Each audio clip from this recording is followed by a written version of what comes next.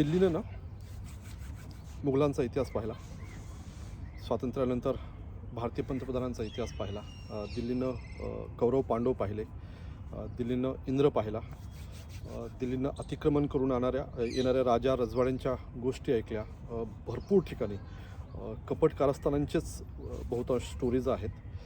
पण मी आत्ता ज्या ठिकाणी उभा आहे ते एक असं ठिकाण आहे की मला स्वतःला असं वाटलं की या ठिकाणी आपण खूप उशिरा पोहोचलो आणि बहुतांश वेळेस जोही भारताचा आपला इतिहास सांगितला जातो त्या इतिहासामध्ये प्रामुख्याने एक नाव मात्र थोडंसं मिसिंग आहे. त्याचा इतिहास सांगितला नाही जात आणि तरीसुद्धा त्याचं सगळ्यात मोठं कॉन्ट्रिब्युशन त्या एका राज्याचं फक्त भारतीय इतिहासात नाही आहे, तर आजच्या घडीला जी काही व्यवस्था आपल्या या देशामध्ये राबवली जाते त्या व्यवस्था त्याचा पाया घालण्याचं काम त्या एका राजाने केलं. त्याचं मूळ त्या एका राजापाशी होतं आणि त्या राजाचं नाव आहे शेरशाह सुरी.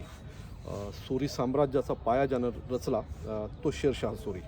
आपल्याकडे मराठ्यांचा इतिहास शिकवला जातो, मुघलांचा इतिहास शिकवला जातो, ब्रिटिशांचा इतिहास शिकवला जातो, मंगोलियन इतिहासही अधूनमधून कुठेतरी आपल्याला ऐकायला मिळतो, पाहायला मिळतो. पण शेरशाह सुरीचं जेवढं कॉन्ट्रिब्युशन आहे, जेवढं त्यानं या देशासाठी काही केलं आहे, जी काही व्यवस्था उभी केली आहे, त्या तुलनेमध्ये त्याचा इतिहास मात्र सांगितला जात नाही. कदाचित त्याचं जे काही साम्राज्य होतं त्याचा कार्यकाळ हा अतिशय अल्प आहे. अगदी 5 वर्षे हे त्याचा कार्यकाळ आहे.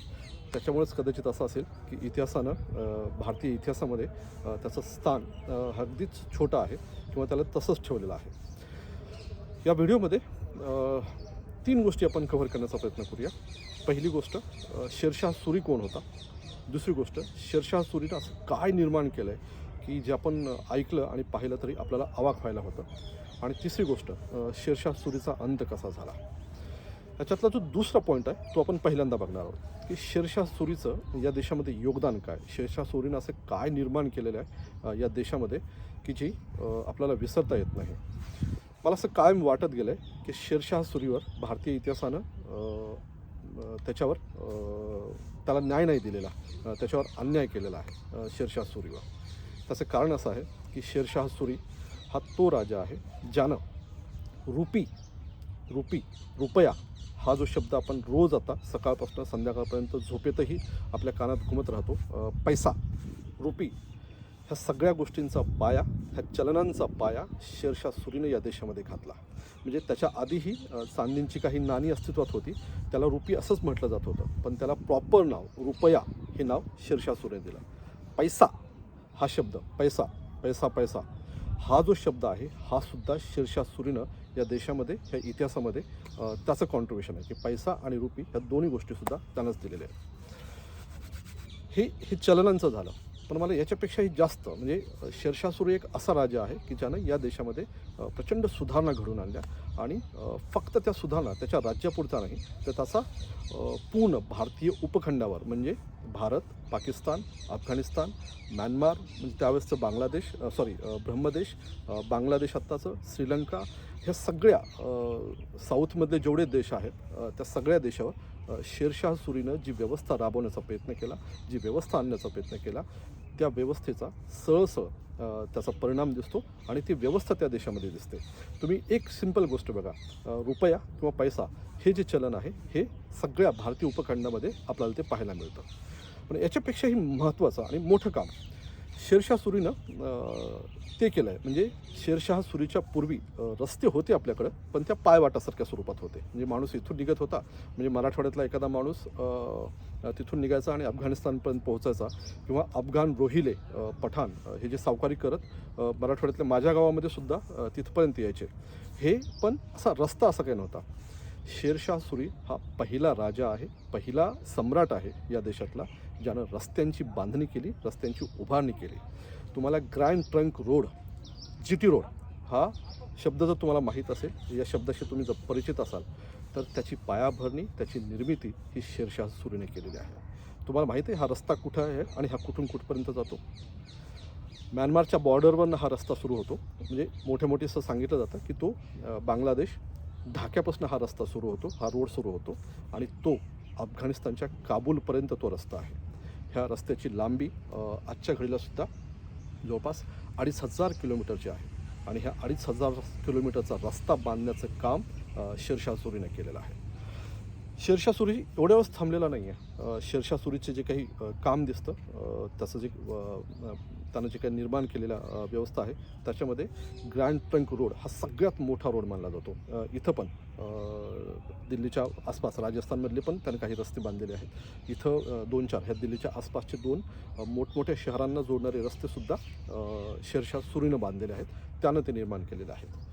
ग्रँड ट्रंक रोड हा इतका मोठा ऐतिहासिक रस्ता आहे, एवढा मोठा रोड आहे तो, की त्या रोडच्या पूर्ण ह्याच्यामध्ये ढाका येतो, कोलकाता येतं, त्याच्यानंतर कानपूरसारखी शहरं येतात, पाटण्यासारखी शहरं येतात, दिल्ली येतं, अमृतसर येतं, पुढं पाकिस्तानमध्ये पेशावर येतं, रावळपिंडी येतं, इस्लामाबाद येतं आणि पुढं काबूलपर्यंत आहे.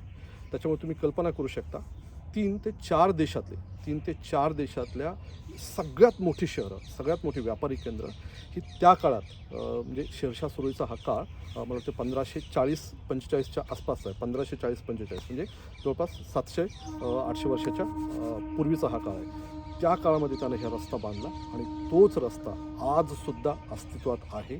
त्याच रस्त्यावरनं आजसुद्धा वाहतूक होते. हे शेरशाह सुरीचंच काम आहे. बरं, शेरशाह सुरीनं फक्त रस्ते निर्माण केले असं नाही आहे. आत्ता जे तुम्ही एखाद्या रस्त्याच्या दुतर्फा जी झाडी बघता ना, ही कल्पनासुद्धा शेरशाह सुरीनंच अस्तित्वात आणलेली आहे, की तुम्ही रस्ता निर्माण करा आणि रस्त्याच्या दुतर्फा झाडे लावा आणि तो झाडे हे जाणाऱ्या येणाऱ्या प्रवाशांसाठी ते विसाव्याचं काम करतील. म्हणून त्यानं दोन्ही रस्त्यांच्या दुतर्फा झाडे लावण्याचा हुकूम या देशामध्ये जो पहिला कोणी दिला असेल तो शेरशाह सुरीचा आहे. त्याच्यामुळे तुम्ही अंदाजा बांधू शकता की शेरशाह सुरीचं काम थोडं मोठं आहे. एवढंच नाही, आपल्याकडे फक्त मी जसं म्हणालो की रुपी आणि पैसा यानंच ते निर्माण केलं, शेरशाह सुरीनंच निर्माण केलं असं नाही. त्याच्यानंतर आपल्याकडची जी पोस्टल व्यवस्था आहे, पोस्टलची व्यवस्था म्हणजे आपल्याकडे बहुतांश वेळेस ब्रिटिशांना त्याचं क्रेडिट दिलं जातं की त्यांनी पोस्टलची व्यवस्था आणली. पण त्याच्या पूर्वीसुद्धा शेरशाह सुरीच्या काळामध्ये काही मैलाच्या अंतरावर घोडेस्वार ठेवले जायचे आणि तिथं काही बांधकामही केलं जायचं. एक मेसेज दुसऱ्या मेसेजपर्यंत तो कॅरी करण्यासाठी, तो पाठवण्यासाठी या ठिकाणांचा वापर व्हायचा. त्याच्यामुळं पोस्टलची जी व्यवस्था आत्ता आपल्याकडे दिसते किंवा ब्रिटिशांच्या काळामध्ये जी त्याच्यात सुधारणा झाली, त्याची मूळ व्यवस्था, पोस्टलची मूळ व्यवस्था ही सुद्धा शेरशाह सुरीनंच या देशामध्ये अस्तित्वात आणलेली आहे. फक्त पोस्टलचीच व्यवस्था अशी नाही आहे.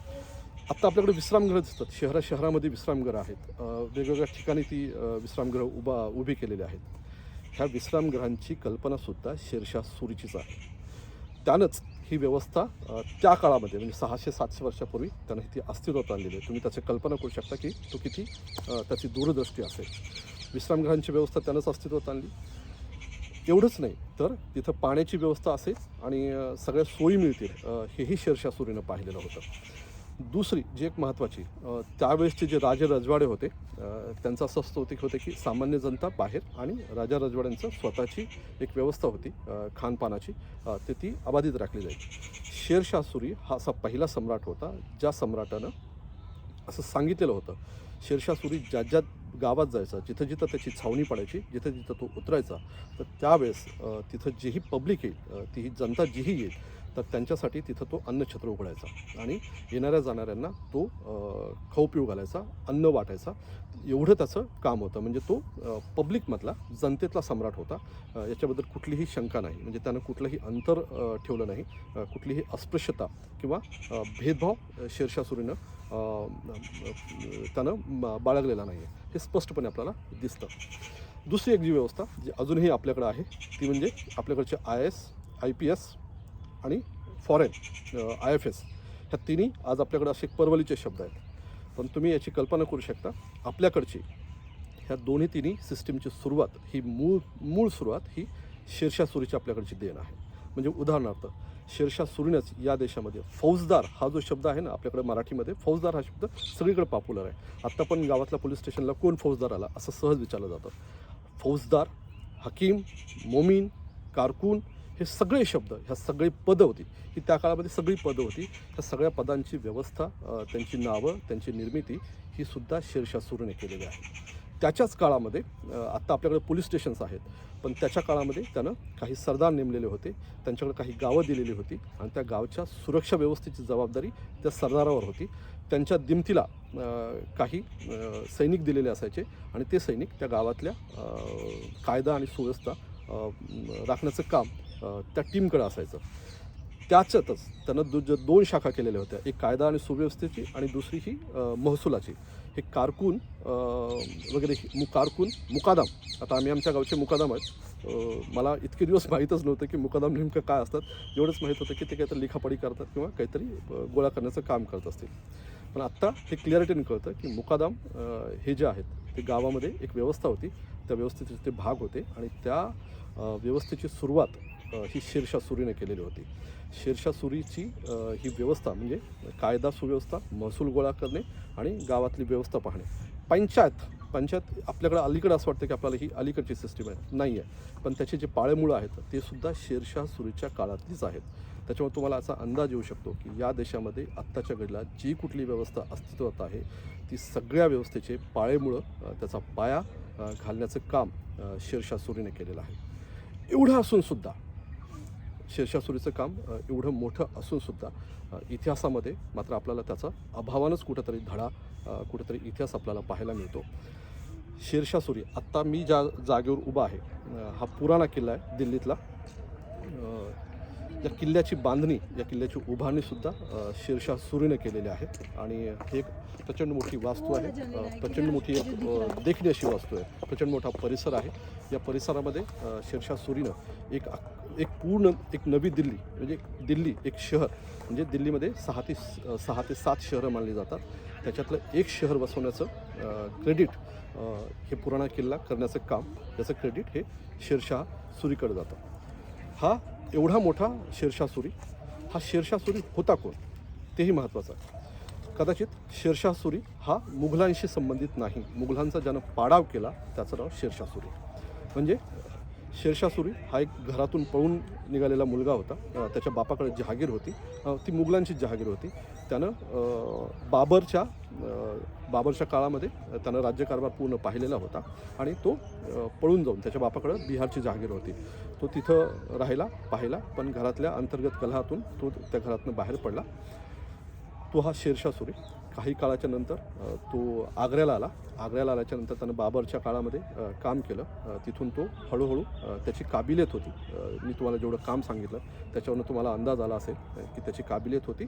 आणि सगळ्यात महत्त्वाचं म्हणजे तो लढवय्यासुद्धा होता. म्हणजे तो अकबरासारखा किंवा दारा शिकोसारखा फक्त पुस्तकी माणूस नव्हता किंवा त्याला युद्धभूमीवरचा काही अनुभव नाही असं नाही आहे. मुळात शेरशाह सुरी हा मैदानावरचा माणूस होता, कुठल्याही युद्धभूमीवरचा तो माणूस होता, प्रचंड शूर होता आणि तेवढाच तो सुधारणावादीसुद्धा होता. तुम्ही एक गोष्ट लक्ष करा की आपल्याकडं फक्त इतिहासामध्ये फार कमी राजे सापडतात, कदाचित नाहीच आहेत असं म्हटलं तरी हरकत नाही. शिवाजी महाराजांनी शेतकऱ्यांची प्रचंड काळजी घेतली. शिवाजी महाराजांनी ज्या 2 लोकांची काळजी घेतली त्याच्यामध्ये स्त्रिया आणि शेतकरी अशा दोघांची आहे. माझ्या वाचनेमध्ये मला जेवढं मी फिरत आलो, जेवढं पाहत आलो, त्याच्यामधलं जे मला दुसरं एक नाव असं सापडलं ते आहे शेरशाह सुरीचं, ज्यानं शेतकऱ्यांची काळजी घ्यायला त्याच्या सैन्याला सांगितलं.